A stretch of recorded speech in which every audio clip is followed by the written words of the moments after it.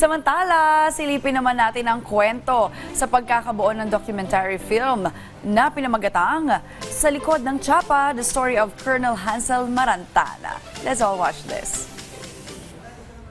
Sa likod ng matikas na tindig at suot na uniforme ng bawat pulis, may mga kwentong hindi natin laging naririnig. At ngayong Agosto, isang matapang na dokumentaryo ang ipalalabas. Sa unang pagkakataon ay isinapelikula ang kwento ni Police Colonel Hansel Marantan, ang dating chief ng Davao City Police Office at kasalukuyang direktor ng Police Peace Development Center. Sa documentary film titled Sa Likod ng Tsapa, The Story of Colonel Hansel Marantan, ipinakita ang mga pinagdaanan niya at ng iba pang pulis. Laman din ito ang 6 na controversial major operations na kinabibilangan niya na binigyang linaw at katotohanan. While I was digging up this dirt, nakita ko na ako as dating part ng state fighters. Kita ko, ba't kami sumisigaw ng injustice? Parang, mayroon pala dito sa loob na isang organisasyon. Marami pala nag-injure. Ito pala yung punong-dulo ng injustice. I must put flesh to these guys, regardless of their names, because the story is worth the telling. It's a representation of the many police law enforcers who sacrifice their lives in the front line na short-change naman by the state.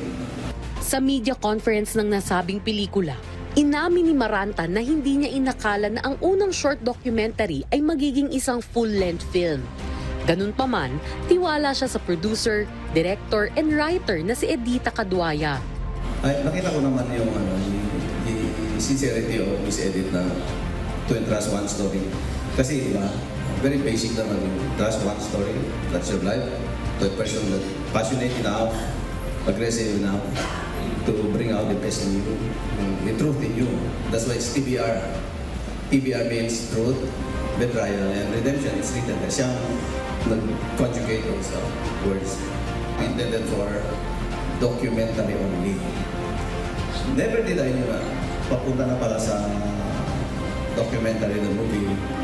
Buo naman ang suporta ni Philippine National Police PNP Chief General Nicolas Torre na nagpatid ng mensahe. Ang dokumentaryong ito ay isinapelikula ng isang Davao-based media and production outfit. Samantala, si Lieutenant Colonel Stefanio Andrenicos Rabino ang gumanap bilang Batang Marantan. Kasama rin sa produksyon ang mga unit director na sina Colonel Jonathan Calixto at Colonel Mario Mayames. Umaasa si Marantan na sa pamamagitan ng pelikulang ito ay mabibigyan ng linaw at hustisya ang kanyang kwento at sakripisyo. Gayun din nang makita ng lahat ang realidad sa likod ng kanilang tsapa.